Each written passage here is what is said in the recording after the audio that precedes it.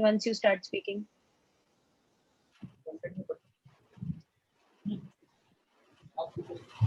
Good afternoon. Namaskar. Welcome to the second AOGD monthly meeting.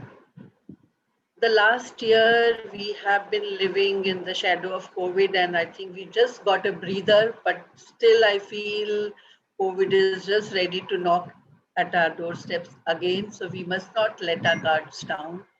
The first wave, it seems like a trailer now after the second wave. In the second wave, we lost many of our, seniors.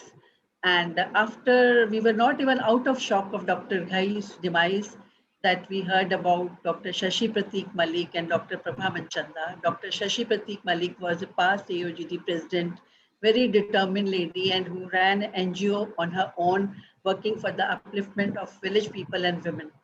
Dr. Prabha Manchanda was a pillar of, Delhi gynecologist. She brought PCRE to Delhi, and she was a very soft-spoken person and, very admired by all of this. So let us all just a few moments of quiet and close our eyes and pray for their souls. So I'll request you all to close your eyes for a few moments and pray for them.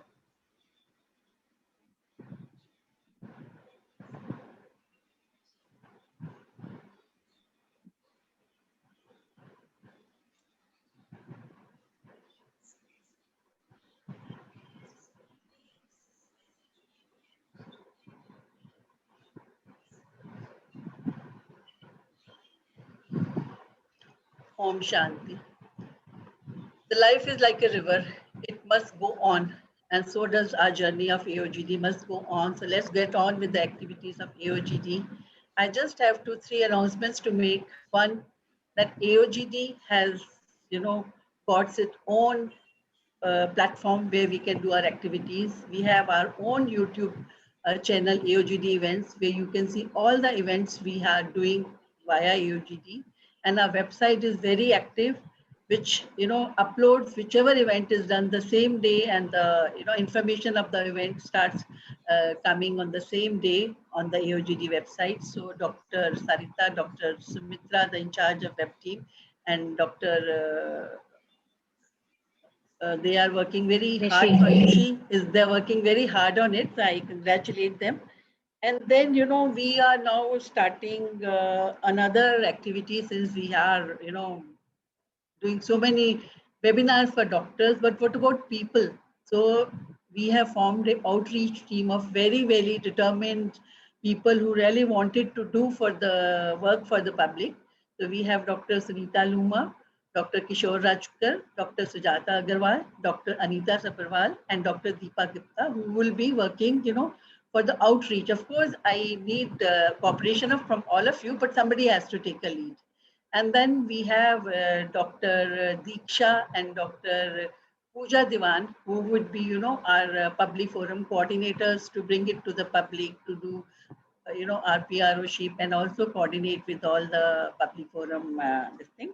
So I think with these words, I would ask Dr. Monica to give her secretary report and welcome you all once again to this AOGD meeting, and congratulate Nija for becoming the leader of the team of AIMS. And I'm sure she's going to take AIMS to greater heights.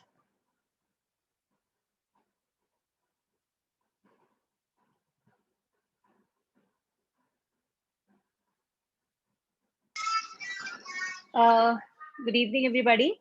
I would now present my secretary report for this month. We'll start with is the screen visible?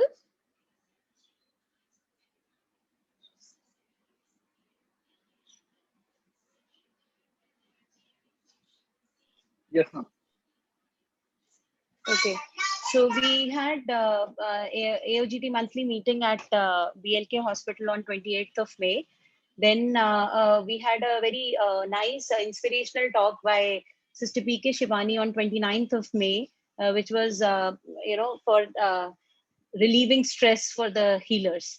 And then we had a webinar on management of intrahepatic cholestasis of pregnancy in collaboration with RCOG. We then had trials and tribulations with the hysteroscopy by AOGD endoscopy subcommittee on 3rd June. Then there was a DGES virtual annual conference on 4th and 5th June in association with AOGD. Then there was AOGD CME on optimization of outcome of LSCS on 8th June.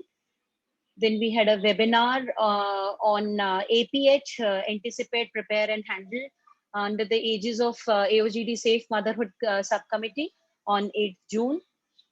There was again a CME on the thyroid gland from adolescent to menopause by AOGD Endocrinology Subcommittee on 10th June. Then there was a metabolics workshop, which was a FOXY collaboration with FOXY Safe Motherhood Committee on 15th June. Medico-legal safeguards of telemedicine, which is a very, very important webinar and was well appreciated by AOGD Quality Improvement Subcommittee on 16 June. Then there was this panel discussion on A to Z of GDM, which was a joint event of NACHI and multidisciplinary subcommittee AOGD and DGF Southwest. Then we had a CME by our AOGD Infertility Subcommittee on adjuvants on male and female infertility on 22nd June. And last but not the least, no, we had one more event, an update on contraception with the Directorate of Family Welfare commemorating the fortnight for population stabilization with AICC NZ RCOG on 23rd June. And this was yesterday's event on by our AOGD Endoscopy Subcommittee on 24th June. Just to apprise all about our AOGD members' achievements, I really, heartiest congratulations to Dr. Nija Bhatla and Dr. Ashok Kumar for receiving the ICOG Appreciation Awards from, for the most important journal clubs, which are the academic pillars for our academic wing of FOXY. Also to Dr. Sudha Prasad, whose Center Matritva received Appreciation Award from ICOG for conducting the fellowship programs. And here is the picture of their candidate, their fellow, Dr. Pooja Jain, who stood first in the merit in reproductive medicine. And this is Dr. Ramta, who's who stood second, but she was her student, but she stood second all over in ICOG. She's from Delhi. Then Dr. Richa Sharma, she received first prize in the e-poster with slogan competition held on World Environment Day on 5th June. Dr. Anita Rajoria, she won award for her poem writing on World Menstrual Hygiene Day on 27th May. And Dr. Kavita won an essay contest on role of social organizations and Rotary in improving maternal and child health in India, organized by Rotary Club Agra. Just to apprise you briefly about the forthcoming events, we'll be having a webinar on twin pregnancy by RCOG and AOGD on 27th June, a webinar on cosmetic gynecology by AOGD Urogyne Subcommittee on 30th June, adolescent PCOS and precocious puberty CME by Reproductive Endocrinology Subcommittee and DGF Outer Delhi on 30th June. There will be a public forum on contraception awareness on 3rd July. Then an event by Safe Motherhood Subcommittee on infamous obstetrical triad recognition and action on 7th July. We will then be having a CME on current updates in antenatal and postnatal management of RH isoimmunization by Fetal Medicine Subcommittee on 8th July. There'll be a public forum on menstrual awareness by Adolescent Subcommittee on 10th July. Then a program on urologic injuries during cesarean and gynecologic surgeries and fistula repair by Urogyne Subcommittee on 14 July. A program on abortions by Reproductive Endocrinology Committee and Fetal Medicine Subcommittee on 18th. Then ergonomics and laparoscopic endosuturing by Endoscopy Subcommittee on 22nd July. And before the last event before the next clinical meeting would be menopausal, a CME on menopause, which will be an AOGD event on 24th July. Then just a word about some special programs, because we are soon going to celebrate Doctors Day on 1st July. So there's another newer thing which we came out with, an interesting social program, which is the Antakshari competition, which will be organized by Rural Health Subcommittee. And there'll be a quiz competition to commemorate the World Population Day on 11th July. And the competition will be on family planning services. So with that, I would like to invite you all and see you all again at the next AOGD monthly clinical meeting at Sitaram Bhartiya Hospital on 30th July. And with that, I would like to end my report. And of course, just for a minute, I would like to invite Dr. Jyoti, because we're going to have this all important, World Population Day on 11th July. And she's just going to apprise us very briefly about the programs before we start with the meeting. Dr. Jyoti, please. Yes, thank you, Dr. Monica, and thank you, Dr. Bhatla and Dr. Achla Batra for giving me this. Let me introduce Dr. Jyoti. I think everybody knows her, but still to just complete, she is the Program Director, Family Planning in Directorate of Health and Family Welfare, Government of India. Dr. Jyoti, over to you. Yeah, thank you so much. So thank you for letting me in for this 1 or 2 precious minutes out of this important meeting. And since this is on the eve of the WPD campaign that is starting on Sunday. So I think this is really nice of AOGD to have allowed us to give our appeal to the members of AOGD. So we are joining hands with academic bodies very well. Our AOGD rapport is becoming very strong. And activities that our AOGD is taking up during this WPD campaign are really appreciable. So today's agenda is just my 2-minute agenda is talking about this WPD campaign that starts on 27th, and it will last a month in the form of 2 fortnights, mobilization and service provision. And particularly since we have dropped down in our reproductive health services during the COVID pandemic. So this is a great opportunity for us to come back. And this is a real appeal that आपदा में भी परिवार नियोजन की तैयारी, सक्षम राष्ट्र और परिवार की पूरी जिम्मेदारी, एक आत्मनिर्भर राष्ट्र और परिवार के लिए इस संकट में भी परिवार नियोजन सेवाओं का प्रावधान है। 27 जून से 10 जुलाई तक हम दंपति संपर्क पखवाड़ा मना रहे हैं और 11 से 24 तक जनसंख्या स्थिरता पखवाड़ा मना रहे हैं। हमारी पब्लिक जो फैसिलिटीज हैं वो तो कई सालों से इसको बहुत टेकअप कर रही हैं और लास्ट ईयर के इतने चैलेंजिंग टाइम में भी हम कर पाए। But I would just like to remind everybody of the Independence Day speech of Honorable Prime Minister on 15th August 2019 when he said that family planning responsibility should be shouldered by one and all. And so I would remind also of the corporate social responsibility to our colleagues working in private sector. And the little things that I would request from them during this is a sensitization meeting within their facility, promotion of postpartum and post-abortion family planning, because interval footfall is dropping like anything during lockdowns and restricted mobilities. Free counseling services, some kind of promotion desks or something can be done. And partnering the schemes, we can talk of schemes some other time. So since accessibility issues are there, I would really request everybody to participate in this campaign very enthusiastically and very actively and contribute towards this public health cause. Thank you so much. Thanks once again. Thank you, ma'am.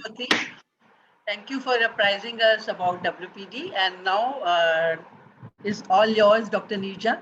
We can start the proceedings of the monthly meeting. And thank you, Dr. Achla. Thank you very much for your opportunity today to host this program. And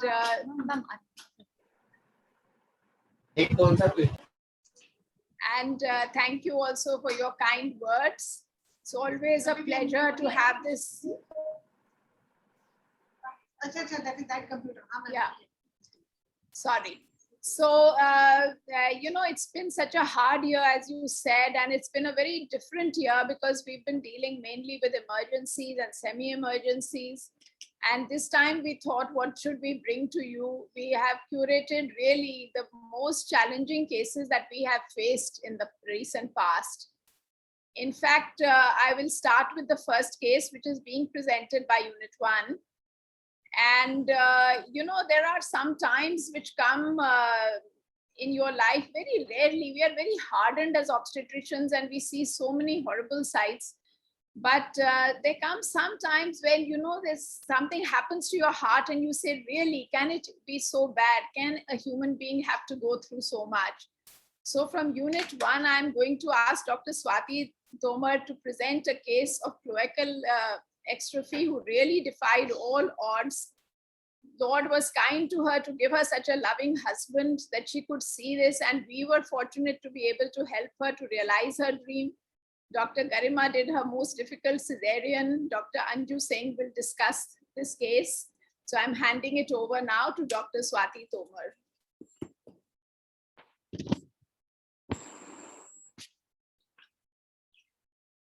Thank you, ma'am. Good afternoon, respected teachers and my dear colleagues. I will be presenting the case, successful pregnancy in case of an unrepaired cloacal exstrophy.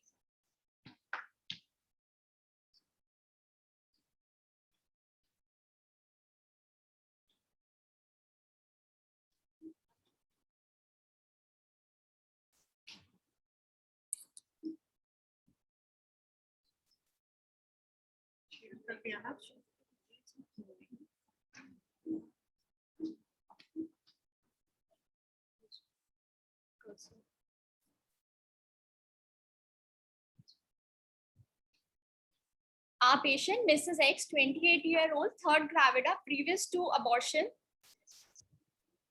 presented at 4 months amenorrhea for routine antenatal investigations. She was married for 10 years and her previous 2 pregnancies ended as spontaneous abortions and were managed medically. She attained menarche at 14 years and her cycles were regular. She was known case of cloacal exstrophy with continuous dribbling of urine and involuntary passage of stool since birth. She was offered a reconstructive surgery in the childhood, which could not be done because of the financial reasons.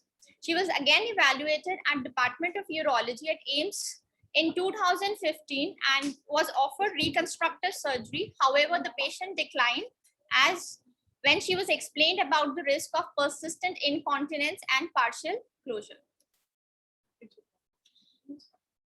On examination, she had waddling gait and pallor was present.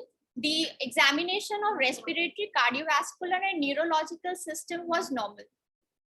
On abdominal examination, the abdomen was distended and the umbilicus and the lower anterior abdominal wall was absent.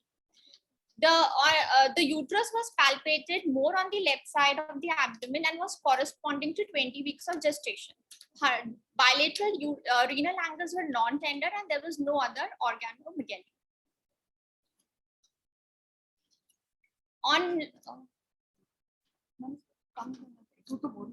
On local examination, there was strong umbilical odor and the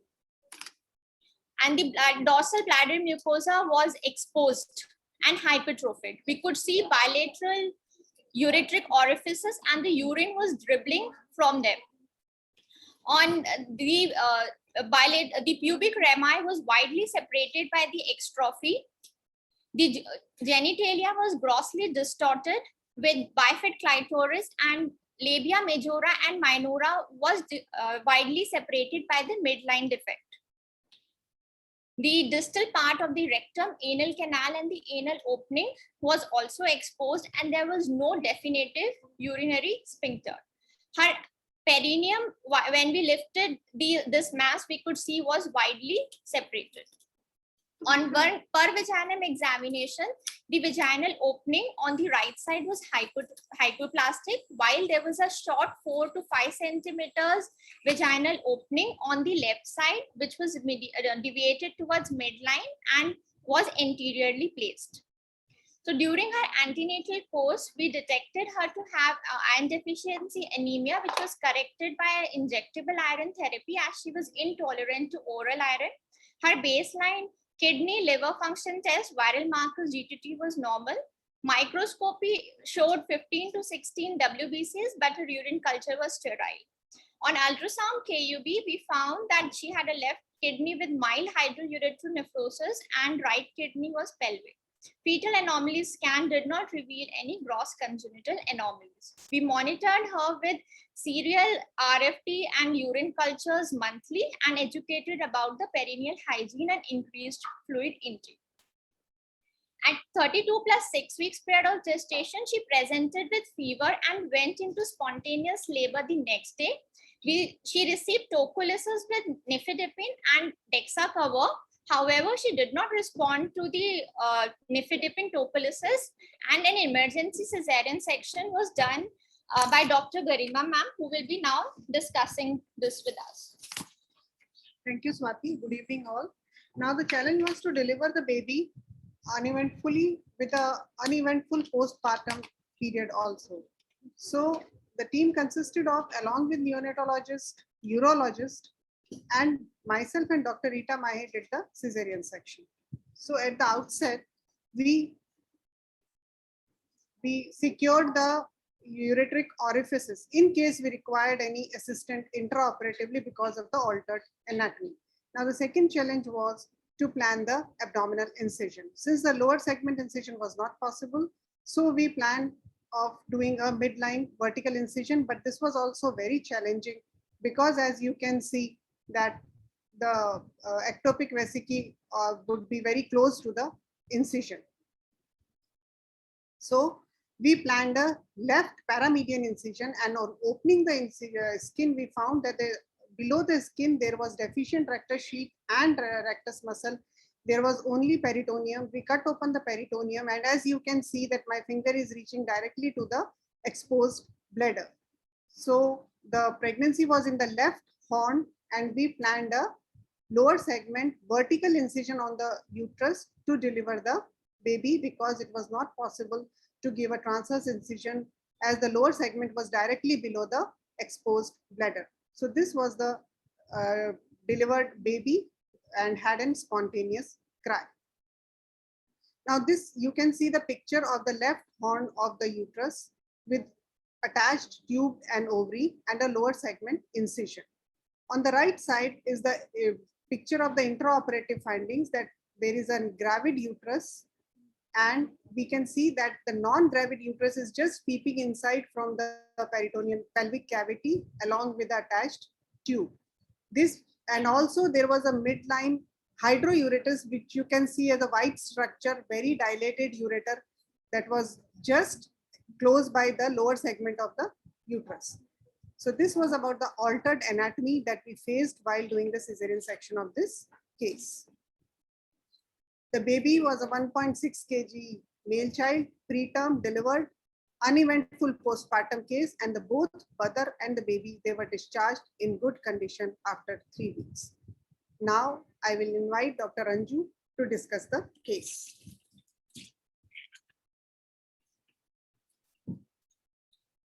Good evening all. As Dr. Garima and Swati has well described the case, in a case of cloacal exstrophy, bladder exstrophy Spadias complex is a group of anomaly involving urinary tract, genital tract, musculoskeletal system, and intestinal system.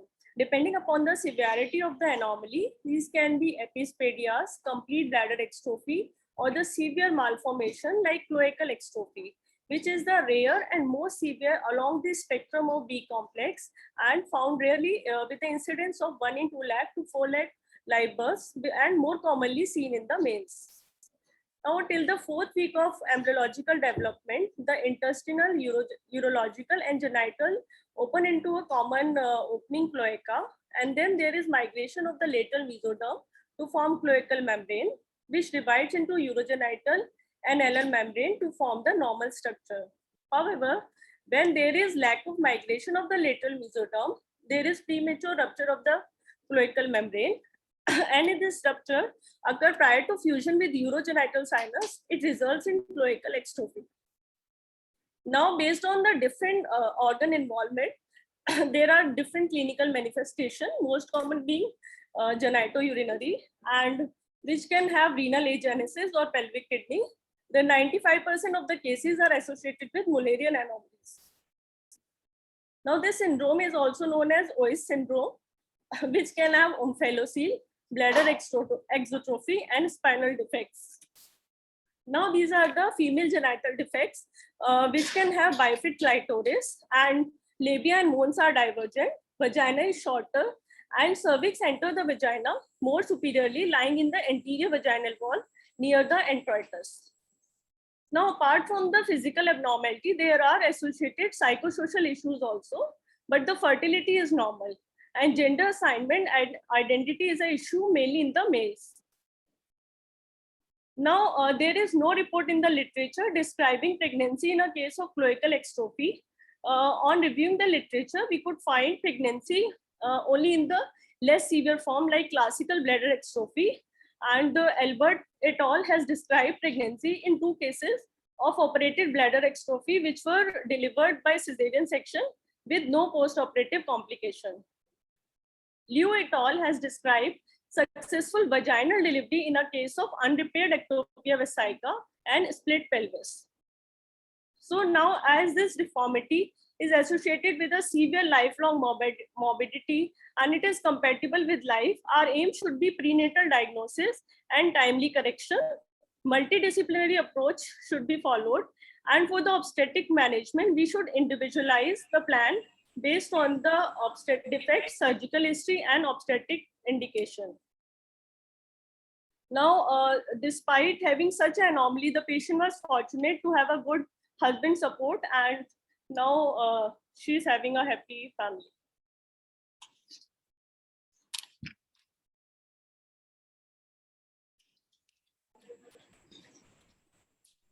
Thank you very much, Dr. Ranju, for that, and Dr. Garima and Dr. Swati. Now we are going to move on to the next presentation by Unit 2. Everyone has heard about red blood, of course. We're all the time talking about anemia and red. But what is this golden blood? So I will invite Dr. K.K. Roy, who is the head of Unit 2, to introduce this subject.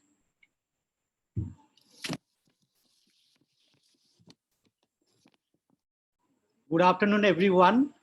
Now from Unit 2, we are going to present a very, very rare and challenging case, which you may not have seen before. And the case was a very rare phenotype of RH factor system, blood system. And this was managed by, our team, particularly Dr. Aparna, who ran from pillar to post to organize the things. You will listen to her, how we could organize the blood and all. And Dr. Dipali, Dr. Nilanchali, Dr. Saini, and all the residents, in fact, from other units as well. And now I will invite Dr. Saini, our senior resident, and she is going to present the case. And then Dr. Aparna, you know all that Dr. Aparna is going to discuss the case. And of course, we have, assistance and great contributions from Blood Bank and Dr. Hemchandra Pandey is going to have his comments and some comments and discussions. May I call Dr. Saini to present the case?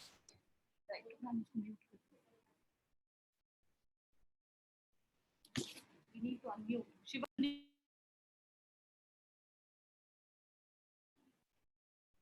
Shivam, please unmute.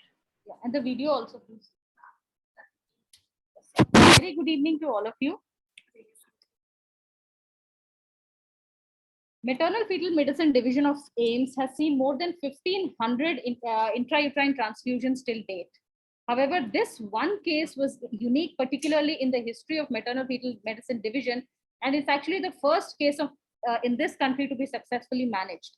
It was a case that brought together diagnosis of a 1 in a million blood group, skilled fetal intervention, unwavering support from the social services, and an altruistic support from the Red Cross Japan.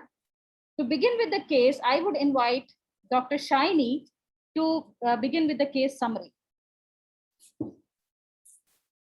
A very good afternoon all. Our patient is Mrs. X, 27-year-old.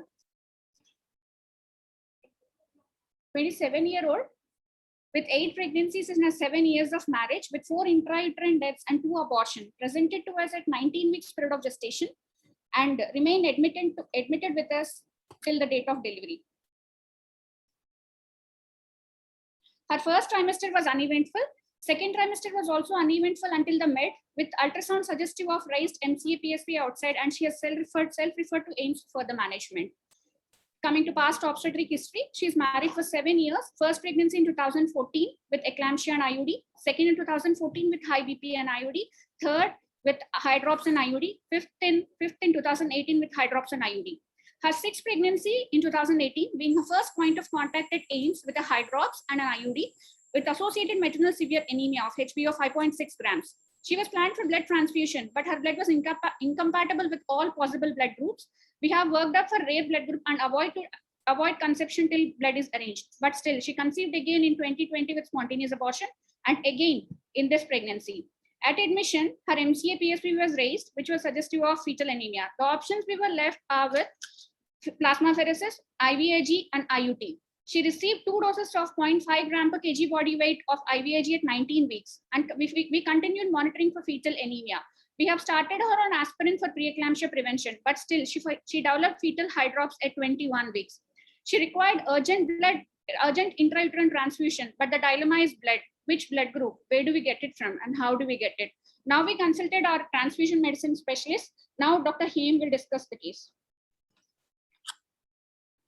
Yeah, good afternoon, everyone. Before I go on to discuss the particular blood group, I would like to introduce the blood group multiverse to you. So in journal, we have one universe where we know about ABO blood group and Rh positive and D negative blood groups. Apart from this, there are some of more antigens which are quite common against which elimination is seen, and they also belong to the Rh blood group system. Commonly, they are capital C, small c, capital E, small e, and K blood groups. Apart from this, there is another universe where few more antigens are there like KIT, Duffy, MNS, and Louis, and sometimes we face them and antibodies against them cause trouble during the fetal life. However, there is another universe where there are more than 300 blood group antigens. So out of these total blood groups which are available, we deal only with a few of them. The major problem lies with this bigger universe where there are more than 300 blood group antigens. To be more specific, these also are divided into 2 different groups. The first group is called as low frequency antigen. That is, they are present only on a few individuals in the population. So they can be as low as 1 in 1,000 or 1 in 1 lakh individuals may be having that particular blood group. So it is very easy to find that because none of us have that antigen. Only 1% among a lakh individuals is having that blood group. So this does not cause many problems for us, and we don't bother about these blood groups. The second group is where the blood group is absent in 1 in 1 lakh. That is, it is present in every one of us, and we generally call it as high frequency antigen. It is very difficult to find that for such individuals because almost everyone in the population will carry that blood group, and the patient will not have that particular blood group. So in our case, we were dealing with one such blood group which belonged to the Rh blood group system. Now, this Rh blood group system is a quite complex system where there are 54 blood group antigens. They are named from Rh1 to 61. Some of them have become obsolete, so the number is 61, but they are only 54. They are named in such a fashion that it is easy internationally to identify them. Like D antigen is known internationally as Rh1. So in our case, this is a table showing those 654 antigens, so I won't go into that detail. In our case, the antigen is called as Rh17. This particular Rh17 antigen is absent when a person is not carrying either all the antigens of Rh blood group system. That is called as a golden blood group. But in our case, D antigen was present and rest of the Rh blood group system antigens were absent. That is, apart from D, all other 53 antigens were missing from it. So what actually is this D-diastase phenotype? If we see RBC of a normal individual, you will see that he or she will carry all the antigens like D, capital C, small c, capital E, small e, and HR0 antigen. That is the Rh17 antigen. They can be present in any combination, like only capital C and small e can be there, small c, capital E can be there, or D antigen can be absent and other Rh antigens may be there. However, what was particular in our case was that only DA antigen was there, and these rest of the antigens, apart from those other 53 antigens, were missing. So this is called as a D-DAS phenotype. It is present in a very low frequency of 1 in 1 lakh individuals. So this type of blood group is found in, according to the Japanese data, in 1 in 1 lakh individuals, and the data from India is missing. Now coming to the case was identified because when the patient came to us, we had a difficulty in cross match. Coombs test was positive with all the cells which were tested with the patient, and it reacted with all the allogenic cell. We suspected it to being the allo antibody because there was no reaction with patient's own red cell, that is the auto cells were negative.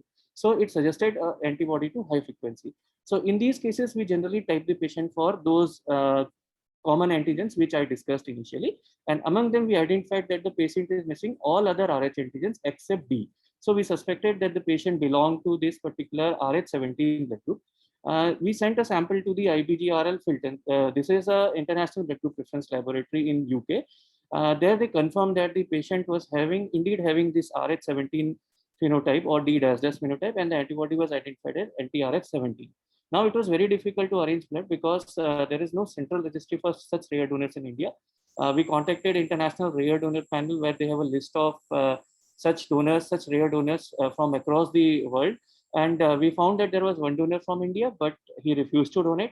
Since the blood was required on a regular basis, we contacted Japan, especially the Japanese Red Cross, where 32 donors were registered, and they agreed to provide us blood. So now I would invite Dr. Aparna to discuss further. Right. So after this brilliant diagnosis by our blood bank team, we were at a stage where we wanted to import blood from Japan. So this was a Herculean task. Of course, the documentation was enormous, including an import permit, custom duty exemption, and everything else that you can think of. However, the bigger problem was the cost. The Red Cross gave us blood free of cost, but the cost of transportation was 1.5 lakh per installment, because apparently we had to book two seats in the flight, one for the blood and one for the transporter. Normally we go to JSSK, but this particular scheme was not under JSSK because this was blood which was being imported from outside India, no provision, no clause. So we went to our medical social department, which was amazing in the sense they looked for the source of income, financial need of the patient, went to the NGOs, trust funds, and even government schemes like Rashtriya Arogya Nidhi. And it was because of their immense efforts that within 3 days of contacting them, they could arrange an amount of 1.5 lakh for the first shipment. But eventually it was Rashtriya Arogya Nidhi, which needs to be put on record, which can give us up to 5 lakh rupees. But of course, we need to take permission from the ministry and also from the medical superintendent of the hospital. So with all of these, we could arrange 4.1 lakh for the 3-time transfer from Japan for the blood. Now request Shiny to go on with the management. She received total 6 transfusions. From the first consignment of the ship blood, she received 3 intrauterine transfusions. Hydrops resolved after 3 IUTs. She received total 6 transfusions. 6 IUT was abandoned due to fetal bradycardia. This is a graph showing the number of IUTs she received, and plotted is the pre and post IUT hematocrit. We continued our feto-maternal surveillance. Joint meeting was held by teams of obstetrics, transfusion medicine, and neonatology after the fetus has reached a viability of 28 weeks and planned for emergencies. At 31 weeks, CTG showed recurrent sinusoidal pattern, and Manning was also suggestive of absent tone and breathing movements. Decision for emergency LSCS was taken, but only one blood was available with us. That has to be kept for baby for exchange transfusion. Shipping, although started from Japan, would take at least 2 days to reach us. Effectively, no blood was available for mother during LSCS, but mother would definitely require, as she is a grand multi. Now we have discussed this case in detail with the anesthesia team and planned for acute normovolemic hemodilution. And blood was collected prior to surgery and retransfused to the mother at the end of surgery. She underwent emergency LSCS and delivered a female baby of 1400 grams. Baby was shifted to NICU. Baby received partial exchange, kept on CPAP for 4 days, received intensive phototherapy for 5 days, and discharged on day 29 of life. Now I pass on to Dr. Aparna.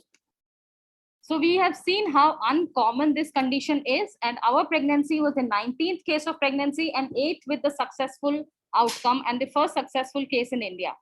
The challenges encounters were many, including the identification of blood group to identification of donors, one in Ghaziabad who refused to come despite repeated requests. But the most important thing was the timing. because the blood cannot be stored for more than 21 days. We did not have the thawing facility to get the frozen blood. So we had to accurately time the shipping from Japan so that it could reach, get transfused and not wasted also. The problems in funding were handled, but being a government setup, even the allocated funds would not be released on time. As regards the management, we know that IUT, plasmapheresis, and intravenous immunoglobulin is the mainstay. Out of the 8 cases reported in literature, 3 received plasmapheresis, 4 received intravenous immunoglobulin, and 6 were received intrauterine transfusion. Mean POG was 34 weeks at delivery, and delivery was mostly done by cesarean section. What is important here is the plasmapheresis is done if the IUT cannot be done, and that is before 20 weeks. We have experience of using IVIG, so we thought that it gave us 2 more weeks before we needed to transfuse the baby. In this particular case, if we compare with the others, ours was 8th gravida. So understandably, our anxiety and the patient's anxiety was much, much more. Normally in the series, maternal RBCs have been transfused, but in our case, the hemoglobin was 9. We could not take it, and the frozen blood also could not be used. But the good part was that being an anterior placenta, technically at least the 5 transfusions were easier, and something that we need to really thank that at least the placenta was anterior, and the technique was relatively simpler when we did the intrauterine transfusion for the 5 IUTs. Autologous blood transfusion was again a first for us, although 400 cases have been reported, but this is the first time an indication like this has been handled with an autologous transfusion, and we did that in association with our anesthesia team. So what makes this case unique is the first case of successful pregnancy outcome in India. We received phenomenal support from the hospital administration and social service at AIIMS. It was also the first time for us to do an autologous transfusion, and there was a cohesive force to make things happen in time, because for every request shipping, there was a request which was sent to the Japanese blood bank. They would actually call donors to the blood bank and donate it.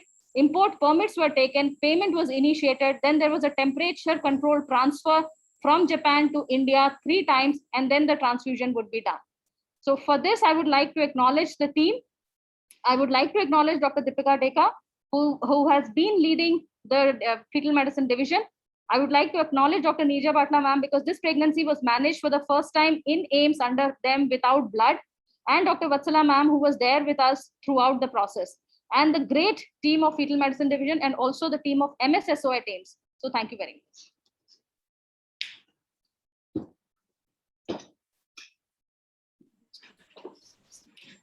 Thank you, Dr. Aparna. That was a very nice case. Dr. Roy, thank you.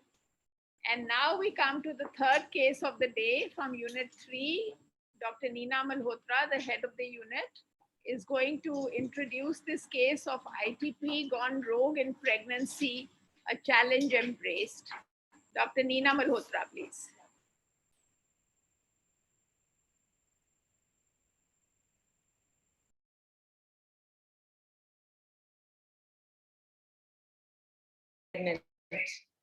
Well, they're well managed in liaison with our hematology colleagues and allied departments. But here we take you through a case where the ITP was stubborn enough not to follow the norms of medical management, giving us the flexibility of further stretching us to surgical management.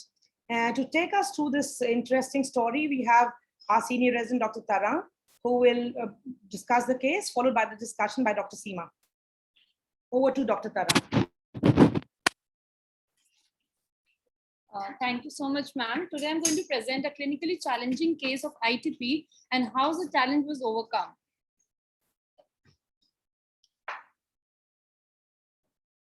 ITP is an autoimmune disorder with platelet count less than 1 lakh in the absence of any identifiable cause, with a rare incidence of 1 in 1,000 to 10,000 pregnancies.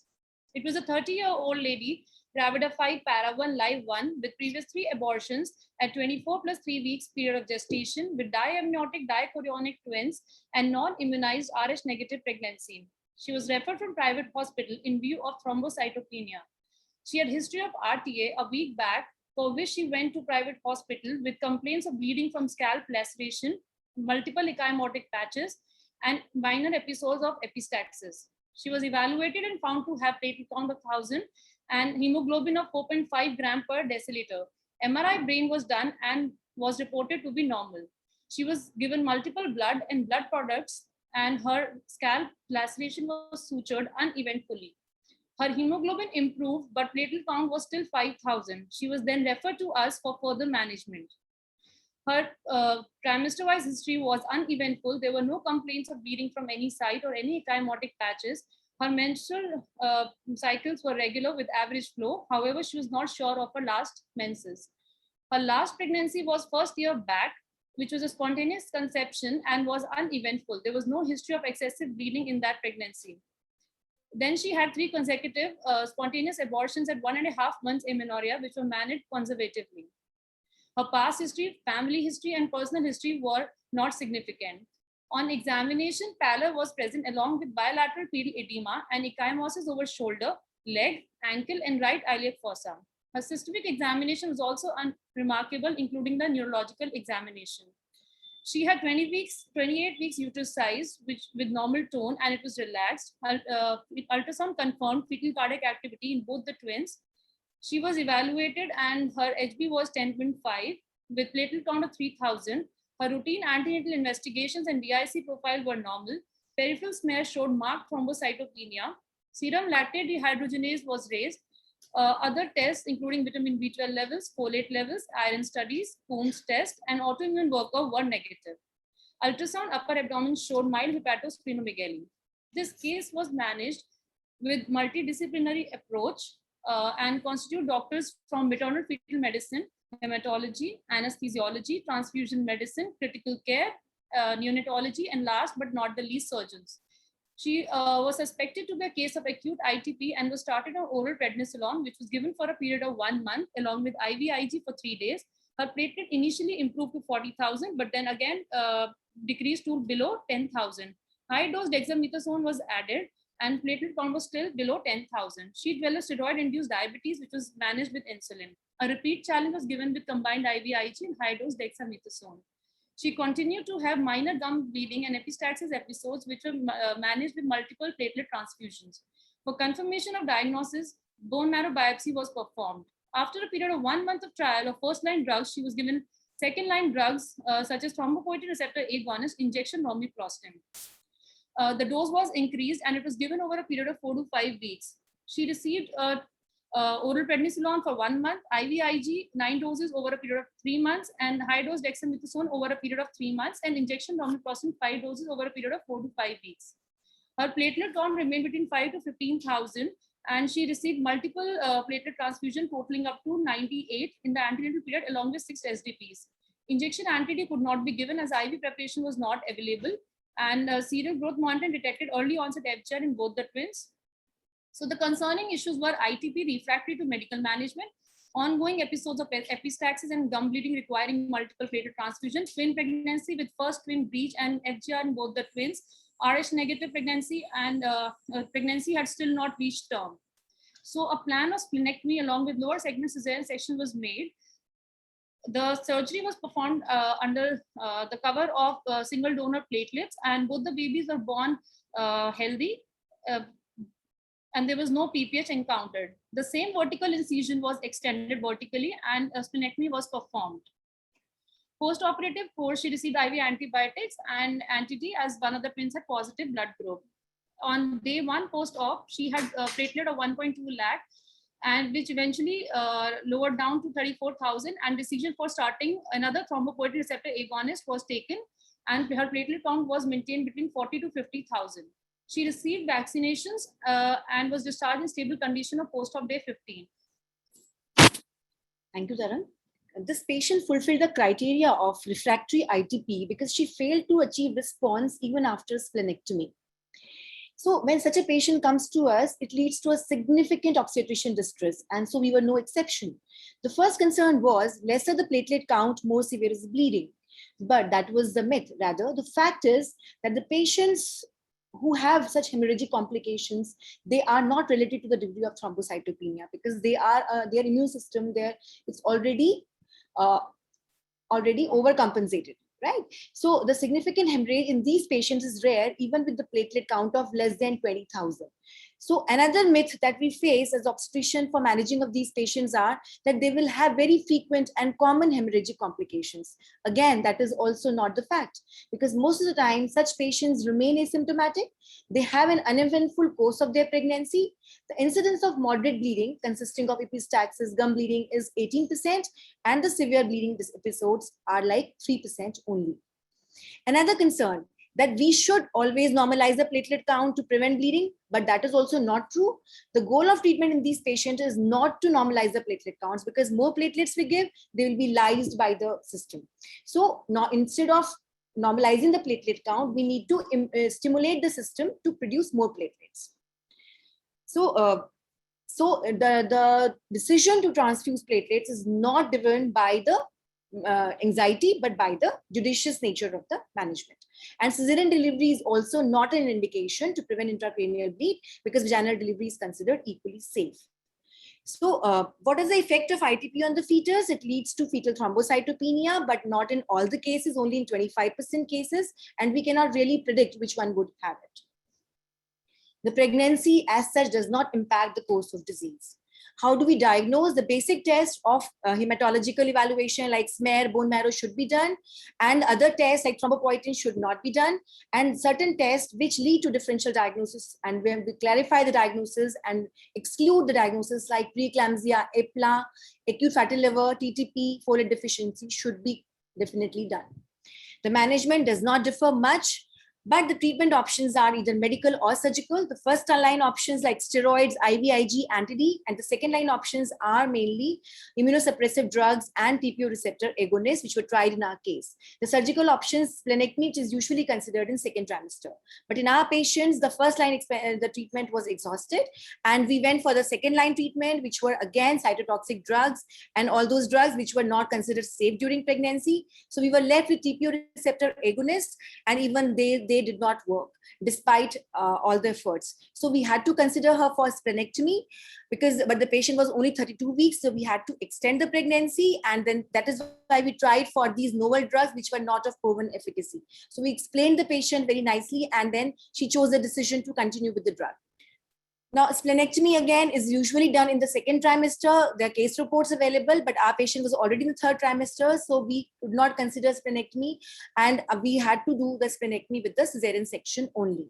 So this was unique in our patient, that where, yes, we tried all the drugs, first line, second line, in a very sequential manner, in a very systematic manner, but it did not respond. And we tried the novel agents and did the splenectomy for the management of the patient and gave an optimum outcome to our patient.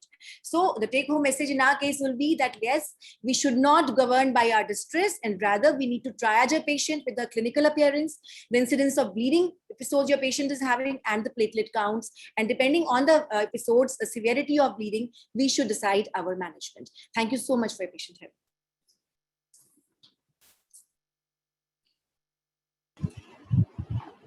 Thank you very much for that wonderful presentation, Dr. Seema. So with that, we come to the end of our presentation. And on behalf of our department, I would really like to thank all our seniors and respected colleagues and seniors who are in the audience today. Thank you for joining in large numbers and encouraging us. And I hand this back now to Dr. Monica and Dr. Achla. Thank you, Neerja. Now we will ask Dr. Renu to invite our judges to give their comments. And Dr. Kamal Bakshi, I can see, so I would love to have her comments also. And Dr. Sudha Prasad wanted to say something. So Shivam, can we have Dr. Sudha Prasad, Dr. Kamal Bakshi also unmuted? Renu, meanwhile, you can invite the judges for questions. Yeah. Unmute kar rahe. I think I am unmute. Thank you so much. Even my camera is also not working. But I want to congratulate Dr. Neerja for taking over as a head. And excellent cases, Neerja, you have really collected. And the whole team is so unique. I'm remembering my own days when we really used to rush for each patient. Excellent. Excellent presentation. Congratulations once more. Thank you so much, Dr. Achla, making me unmute, and my camera is also enabled. Thank you. Congratulations, Dr. Sudha. Thank you, Dr. Nirja and your team for such great presentation. It was really a very academic feast. And this is why our meeting continues to grow. And that is why people always are waiting for the next monthly meet to come. So these are the cases which keep us going on. And for today's meeting, I would like to invite judges, Dr. Renuka Sinha, Dr. Abha Sood, Dr. Manisha Kumar, and Dr. Rachna Agarwal. And now in case they have any questions, they can definitely ask the speakers or all the presenters. So I think, do we have them? Do we have Yes, them? ma'am. Yes. Doctors, good evening, everybody. I'm Dr. Rachna. Dr. Seema, I wanted to ask one question for ITP. Yes, please go ahead. Dr. Seema, in literature, how many cases they have done splenectomy along with cesarean section? Yeah, very nice question, Rachna. 12 cases have been reported when splenectomy was done with cesarean section, and ours probably is 13th case as of our literature review. Okay, so you supplemented it with SDP. Like, at what count did you plan the cesarean section? At that time, her platelet count was only 12,000. And then we planned for, we arranged for SDPs and RDPs and blood and everything. So SDP was transfused prior, or you kept it in hand? No, we transfused at the time of cesarean section only. At the time of cesarean section. Like before the cesarean, peripartum, half an hour? Just at the time when we are taking the anesthesia, before the anesthesia, we transfuse her SDPs. Yeah. Okay, so didn't you consider it to be gestational and waited after pregnancy for platelets to recover, and splenectomy could have been done later? Yeah, but then this patient was so resistant. Gestational thrombocytopenia does not lead to platelet count of 4,000, 2,000. No, that's okay. That's okay, but couldn't have splenectomy be done at a later date? Yeah, it could have been done, but you had seen our case, all the resources were getting exhausted. She did not respond to steroids. She did not respond to IVIG. She did not respond to romiplastin. So we had left with no option. Her abdomen was being opened. So it was an opportunity for us to utilize the strategy. Yeah. Because one report also showed megakaryocytes. So could it be that folic acid supplementation would have helped it was all done. It was all worked up. We have shown you the battery of investigation. Yeah, it was all done. Yeah, otherwise very nice cases, and congrats to AIIMS team. I'm an Amazonian. I'm feeling so nice to be present here. Thank you everyone. Thank you AGD for inviting me as a judge, and thank you Dr. Nija. I'm your student only. Thank you, Dr. Rachna. So nice to see you on the other side today. Yes, my proud man. Yeah, good evening, everyone. All the cases were very interesting. I would like to ask a question about the first case, OSS.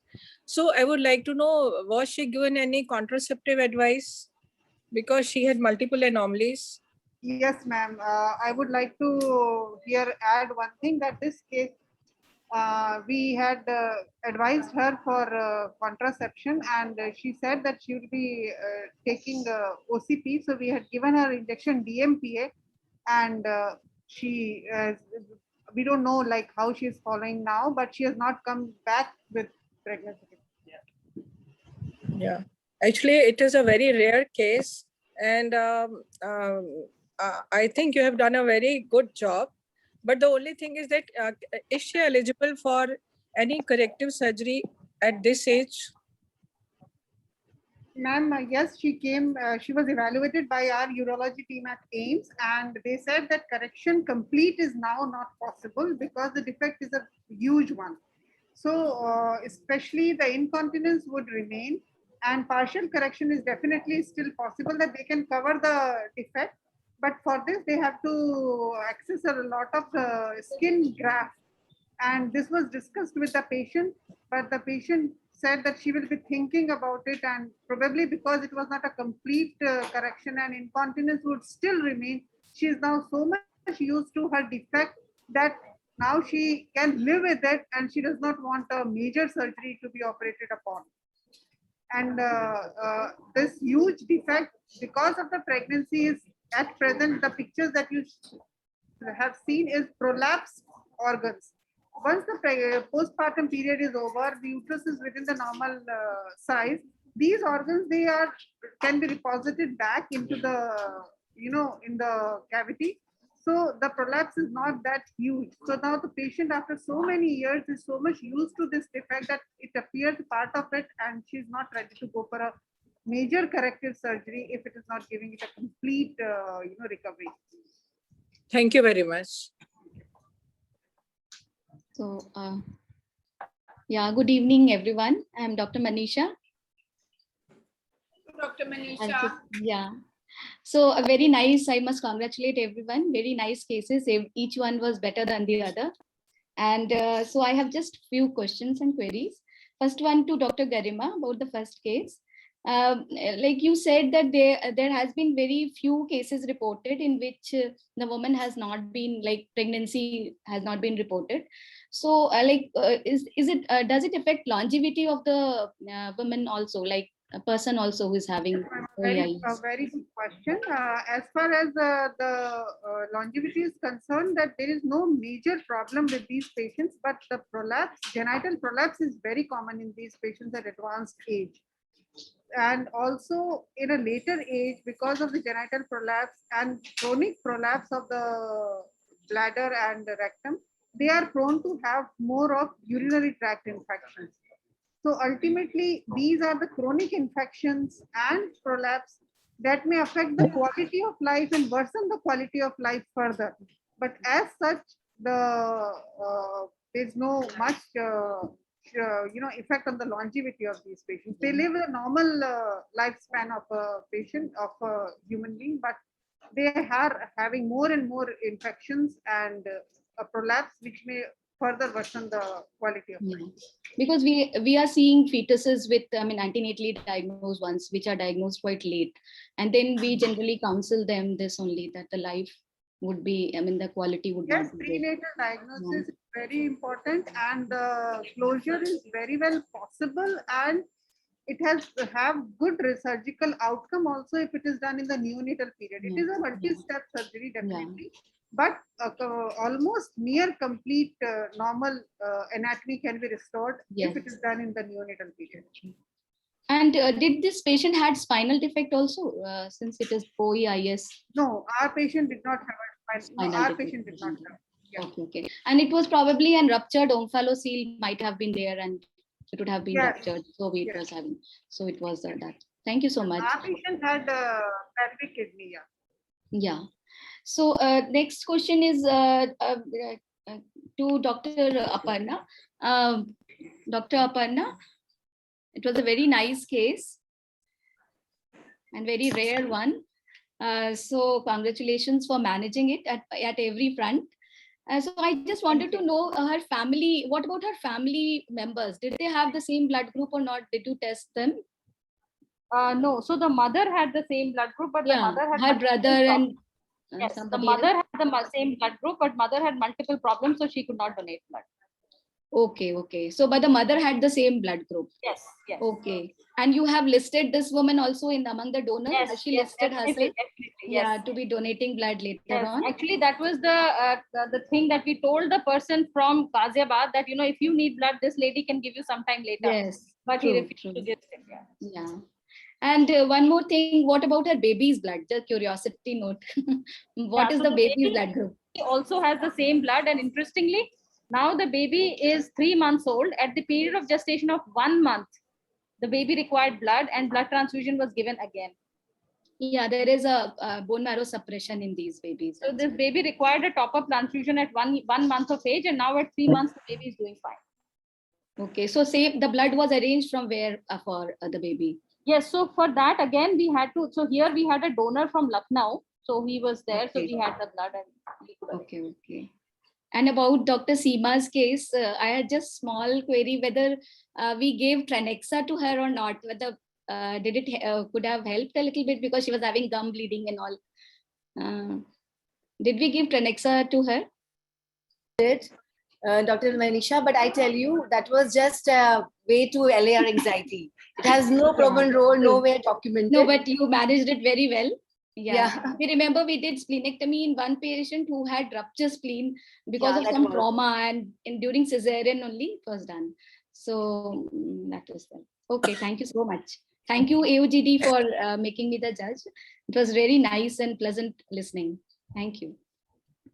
Thank you very much for the questions. Wonderful interaction. Now I would like to, yes, Achala, I wish to congratulate, can you hear? Yeah, I wish to congratulate Dr. Nirja and plus each and every member of the team. The beauty is the excellent management, teamwork, the blood bank people. I mean, to diagnose such a rare blood, you know, and I would say even in case where the patient who had the example ruptured one, you know, and the having a baby and not keen. Though I remember I had a patient who had come to me at the 20 years with a mild bifid pubic symphysis and procedentia.